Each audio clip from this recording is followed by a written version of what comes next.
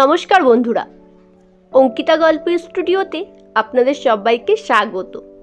অঙ্কিতা গল্প স্টুডিওর আজকের নিবেদন শুভঙ্কর সাহের একটি উপন্যাস। শুভঙ্কর সাহের একটি ফেসবুক পেজ আছে, পেজটির নাম কাহিনীওয়ালা। চাইলে আপনারা একবার ভিজিট করতে পারেন। তো চলুন শোনা যাক শুভঙ্কর সাহের কলমে হোম ডেলিভারি প্রথম পর্ব। 3 বার কলিং বেলের আওয়াজটা কানে আসার পর বোধিসত্ত্ব নেশাতুর অবস্থায় হাতে একটা সিগারেট নিয়ে টলতে টলতে দরজাটা গিয়ে খুলল। দরজার ওপারে একটা মেয়ে হাতে খাবারের বক্সটা নিয়ে দাঁড়িয়ে বিচলিতভাবে তাকে উদ্দেশ্য করে বলছে, সরি স্যার, 15 মিনিট লেট হয়ে গেছে। I am extremely sorry. কথাগুলো কানে ঢুকলেও বোধিসত্ত্ব চোখে যেন সব ঝাপসা দেখছে। ওদিকে রুমের ভেতর থেকে একটা মেয়েলি কণ্ঠ ভেসে এলো সেই সময়, যেটা বোধিসত্ত্ব ছাড়াও সেই ফুড ডেলিভারি দিতে আসা মেয়েটারও কানে পৌঁছল। Come on Bodhi, come on, I need more. আসছি বেবি, আসছি, জাস্ট এ মিনিট।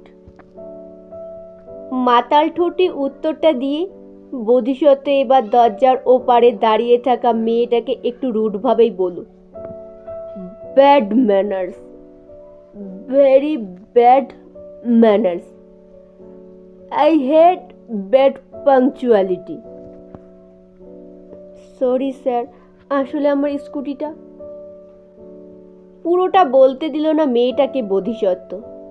তার বলার মাঝেই সে বলল, আই অলসো হেট এক্সকিউজেস। দাও খাবারটা। মেয়েটি খাবারের বক্সটা বোধিসত্ত্বর দিকে বাড়িয়ে দিয়ে চট করে পকেট থেকে সেলফোনটা বের করে, কাইন্ডলি স্যার, যদি আমাদের সার্ভিস কেমন এখানে মানে এই স্টার দিয়ে জানিয়ে দেন তো উপকার হই। এবার হো হো করে হাসলো বোধিসত্ত্ব, মাতালে হাসি। মেয়েটা তো ভয় পেয়ে গেল প্রায়। এত বাজে সার্ভিস দিয়ে তুমি আবার স্টারের আশা করছো? বললাম তো স্যার, স্কুটিটা। থাক, কই দাও ফোনটা দাও। বোধিসত্ত্ব হাতের সিগারেটটা একটা লম্বা করে টান দিয়ে মেয়েটির ফোনের ওই অ্যাপসটায় 1 স্টার দিয়ে ফোনটা ফিরিয়ে দিল। সিগারেটের স্মেল তুরানের সহ্য হয় না। নেহাত কাস্টমার, নয়তো মুখের ওপর কিছু একটা বলেই বসত। স্যার, মাত্র 1টা স্টার দিয়েছেন। I am very sorry sir, আমার চাকরিটা চলে যাবে, প্লিজ স্যার। বোধিসত্ত্ব তুরানের মুখের ওপর দরজা বন্ধ করে দিল। আর কি উপায় নেই, বসের কাছে ঝাড় শুনতে হবে। এটা ভাবতে ভাবতে সে নিরাশ চোখে ফিরে গেল। পরের দিন অফিসে সত্যিই তুরান একটা ওয়ার্নিং পেল। ফের যদি এমনটা হয় তো তার চাকরি থাকবে না। সেদিন অফিসে ঝাড় খাওয়ার পর ডিউটি শেষে ওই অফিসারের আর একজন ডেলিভারি গার্ল, যার সাথে তুরানের একটু ভাব আছে, সে জিজ্ঞেস করলো, কি হয়েছিল রে কাল? তুই তো টাইমেই বেরোলি। তাহলে আর বলিস না, স্কুটিটা এমন বিগড়ে গেল রাস্তায়। কত লেট করেছিলি? বেশি না রে, 15 মিনিট হবে। তাহলে তুই কিছু বললি না কাস্টমারটাকে? যাকে ডেলিভারি দিতে গিয়েছিলাম সে তো পুরো মাতাল অবস্থায় ছিল, আবার রুমে মেয়েও ছিল জানিস একটা, মনে হলো যেন। তাই আর। ঠিক অমন সময় সেলফোনে কল এলো তুরানের, অফিসের কল। হ্যালো, বলছি তুমি একবার আসতে পারবে? একটা আর্জেন্ট অর্ডার এসে গেছে, সবাই তো বেরিয়ে গেছে, তুমি এক্সট্রা 200 মতো পেয়ে যাবে। 200 টাকা? বাবার প্রেশারের ওষুধটা এসে যাবে। তাই সে আর 7-5 না ভেবে শরীর টায়ার্ড থাকার সত্ত্বেও হ্যাঁ বলে দিল। ওই, আমাকে যেতে হবে, 200 টাকার কেস আছে বুঝলি। তা বলে, আরে অন্যদিন সরি সরি। অগত্যা তুরান অফিসে পৌঁছে বুঝে নিল কোন দোকান থেকে খাবারটা কালেক্ট করবে আর কোথায় ডেলিভারি করতে হবে। কিন্তু ঠিকানাটা দেখেই কপালে হাত। এ তো আগের দিনের সেই ফ্ল্যাট। উপায় নেই, যেতে হবে তবু। বেরিয়ে পড়ল। আর তুরানের কপালটা আগের দিনের মতোই খারাপ। আগের দিন স্কুটি বিগড়ল, সেদিন আবার রাস্তায় র্যালির জ্যাম। 20 মিনিট দেরির পর সে যখন গিয়ে দরজায় টোকা দিল, সেদিনের দৃশ্য তো আরও ভয়ঙ্কর। ছেলেটার গায়ে পোশাক নেই, শুধু নিচের দিকে একটা হাফ প্যান্ট আর হাতে একটা মদের গ্লাস। তুরানকে ঘোলা চোখে দেখে, তুমি আগের দিনের সেই মেয়েটা না? আজও লেট। কে তোমায় চাকরিতে রেখেছে বলো তো? টাইম মতো ডিউটি করতে পারো না? সরি স্যার, আজ ওই সেক্টর 5-এর রাস্তায়। রাখো রাখো তোমার সেক্টর 5-এর রাস্তা। আজও তোমার ওই ফোনে স্টার দিতে হবে তো? দাও, 0 স্টার দেবো, 0। আর নিচে লিখে দেব তোমাকে বের করে দিতে চাকরি থেকে। স্যার প্লিজ এমন করবেন না। বোধিসত্ত্ব কিন্তু তুরানের কোনো কথাই শুনল না। খাবারটা হাতে নিয়ে তার ফোনের ওই অ্যাপসে পুয়ার সার্ভিস ইত্যাদি লিখে দিয়ে তার মুখের ওপর দরজা বন্ধ করে দিল। তুরান সেদিন বুঝতে পেরেছিল পরের দিন সে চাকরিটাও আর থাকবে না। বিষণ্ণ মনে একটা একটা করে পা ফেলে সে সিঁড়ি বেয়ে নেমে যাচ্ছিল। ওইদিকে বোধিসত্ত্বর রুমে ততক্ষণে পরিবেশ অশান্ত। সেই দিন ও রুমে যে মেয়েটি ছিল, সেই মেয়েটা বোধিসত্ত্বর ওপর চড়াও হয়েছে। কেননা বোধিসত্ত্ব যে খাবারটা অর্ডার করেছিল তাদের জন্য, তা ছিল অতি জঘন্য মানের। নেশাতুর অবস্থায় বোধিসত্ত্বের মেজাজ গেল চড়ে। সে টলতে টলতে দরজার বাইরেটায় এসে ব্যালকনি দিয়ে দেখতে চেষ্টা করলো সেই মেয়েটা চলে গেছে কিনা। ভাগ্যক্রমে তার দেখাও পেয়ে গেল। এই কাম হেয়ার। তুরন্ত বোধিসত্ত্বের চোখ মুখ দেখে ভয় পেল। তাও সে ওপরে উঠে এলো। সে উঠে এসে দেখল বোধিসত্ত্বের ফ্ল্যাটের দরজা খোলা। আরও দেখল দরজার ওপারে একটা মেয়ে বোধিসত্ত্বের ওপর চেঁচাচ্ছে। কি বলবে ভেবে না পেয়ে তুরান খোলা দরজাতেই টোকা দিল। ভেতরের মেয়েটার চোখ পড়ল তুরানের দিকে। তাকে দেখে, বুধি কে এটা? তবে আজ রাত কি এর সাথে প্ল্যান ছিল নাকি তোমার? সেজন্য। আর না। রুমের ভেতরের ওই মেয়েটার যা পোশাক পরে আছে সেটার দিকে তাকানো যায় না। তুরান তাই মাথা নিচু করে দাঁড়িয়ে রইল। বোধি তার দিকে এক প্লেট খাবার নিয়ে এগিয়ে এসে, এই লুক হেয়ার, এত বাজে খাবার সার্ভিস করো তোমরা? এক তো লেটে ডেলিভারি দাও, তার উপর আবার খাবারটাও খারাপ আছে। লেট হয়েছে সেটা আমার ভুল, কিন্তু খাবারের ব্যাপারে আমি কিছু জানি না স্যার। টাকাগুলো কি করতে নাও তোমরা? হ্যাঁ, এখন কি খেয়ে রাত কাটাবো আমরা?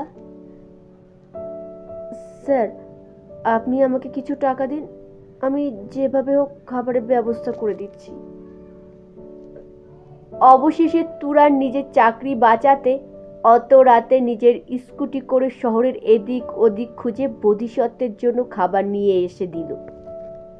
সে এক্সট্রা 200 টাকার জন্য সে খাবার ডেলিভারি করতে এসেছিল। হিসেব করে দেখলো সেই টাকা তার পেয়েও কাজে আসবে না। পরের দিন সকালে ঘুম থেকে বোধিসত্ত্ব উঠে কাজের মাসি এসেছে ফ্ল্যাটের দরজা খুলতে। একটা মেয়েদের চুলের খোপার যে গার্ডার দেয়, সেই গার্ডার মেঝে থেকে পেল। এমন গার্ডার তো কেউ পরে না তার রুমে যেসব মেয়েরা আসে। তবে তা কার? ভাবতে ভাবতে তুরানের কথা তার মনে পড়ল। আর মনে পড়া মাত্র তার এটাই খেয়াল পড়ল আগের রাতের ঘটনাগুলো। সত্যিই তো, মেয়েটার দোষ কি ছিল? খাবার তো অন্য দোকান থেকে পার্সেল হয়, তাও মেয়েটা নিজের ডিউটির বাইরে গিয়ে তাদের জন্য পুনরায় খাবার এনে দিয়েছে। খানিক অনুশোচনা হলো তার। একটা সরি বলার প্রয়োজন আছে তাকে। তাই সে রাতে এক ফোঁটাও ড্রিঙ্ক করলো না। খাবার অর্ডার করে অপেক্ষায় ছিল, কিন্তু সেই দিন আর সেই মেয়েটি এলো না। বোধিসত্ত্ব তার নাম জানে না, এমনকি চেহারার বিবরণও ঠিকমতো দিতে পারবে না। থাকে তো মাতাল হয়ে। এইভাবে পর পর 3 দিন এলো না সেই মেয়েটা। ঠিক তার পরের দিন ড্রিঙ্ক করেছে, আর সেই মেয়েটার ডেলিভারি নিয়ে দরজার হাজির, আর একদম সময় মতো। সেদিন বোধিসত্ত্ব রুমে আর কেউ ছিল না।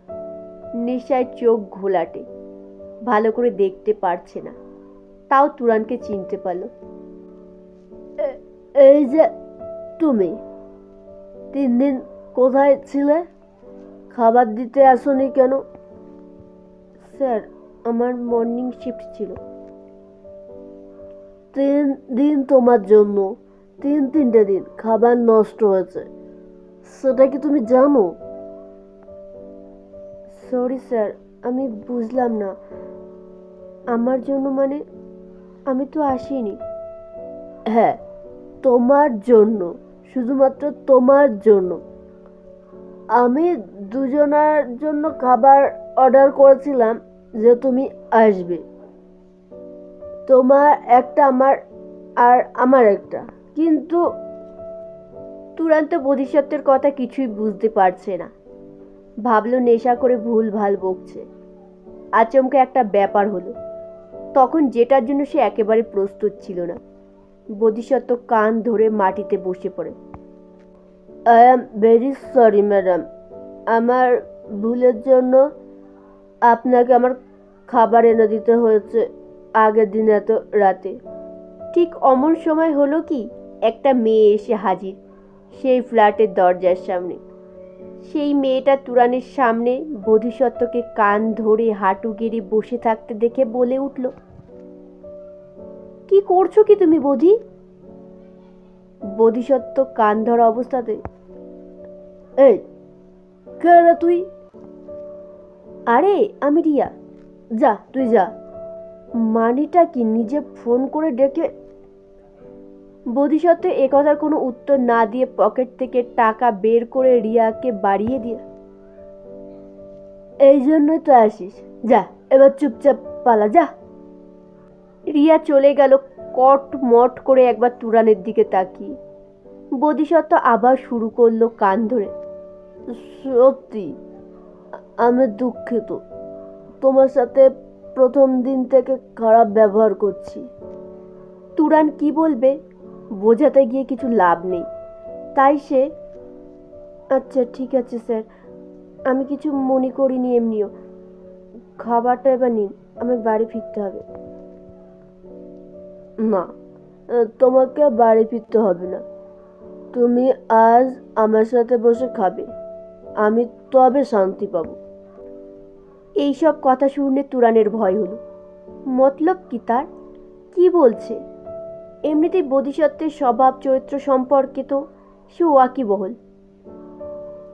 প্লিজ ভেতরে আসো না। না স্যার, আপনি খাবার নিন, আমাকে ফিরতে হবে। আমাকে বিশ্বাস হচ্ছে না, তাই তো? না হবারই কথা জানি, এমন মদ্যপ, তার ওপর রুমে অন্য মেয়ে আসা, ছেলেকে কেই বা বিশ্বাস করে? ব্যাপারটা ওটা না। কিছু একটা বলতে গিয়ে আর না বলে তুরান খাবারের প্যাকেটটা বোধিসত্ত্বের সামনে রেখে বেরিয়ে যেতে যাবে কি, বোধিসত্ত্ব পেছন থেকে বলে উঠল, এটা কি আপনার? তুরান পেছন ফিরে দেখল বোধিসত্ত্বর হাতে তার খোপার সেই লাল রঙের প্রিয় গার্ডারটা।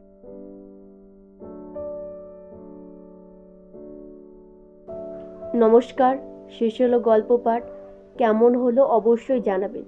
জানি আশেপাশের অনেক সাউন্ড রেকর্ডিং হয়ে গেছে, প্লিজ ওই সাউন্ডগুলোকে অগ্রাহ্য করে গল্পটায় মনোযোগ দিয়ে শুনবেন। আশা করি ভালো লাগবে। গল্প শোনা হয়ে গেলে একটি লাইক করবেন, কমেন্টে আপনাদের মতামত জানাবেন। আর যেসব বন্ধুরা আমার গল্প শোনো এখনও পর্যন্ত আমার পরিবারের সদস্য হওনি, প্লিজ তারা সাবস্ক্রাইব করে পাশের বেল আইকনটি প্রেস করে আমার পরিবারের সদস্য হওয়ার অনুরোধ রইল। আর আবারও বলছি, আশেপাশের যে সাউন্ডগুলো হয়েছে সেগুলোকে একটু অগ্রাহ্য করে গল্পটায় মনোযোগ দিন। আর এটি উপন্যাস, এখনও চলবে।